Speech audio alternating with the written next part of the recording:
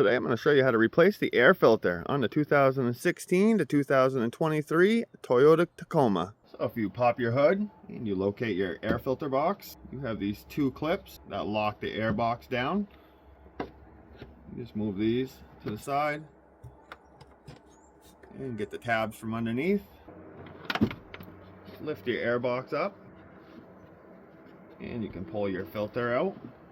And it's very easy to reinstall. Just grab your new filter, lift your box back up, clean out any debris in this box before you install your new air filter.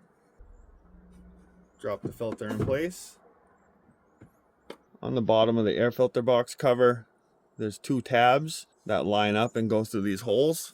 Get those pushed in. Make sure your air box is locked down, and this goes underneath and hooks.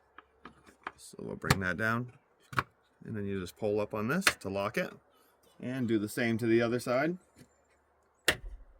And that completes this video on how to replace your air filter. If this video helped you out, if you give it a like, if you have any questions, leave a comment, and if you're not subscribed to my channel, make sure you hit that subscribe button.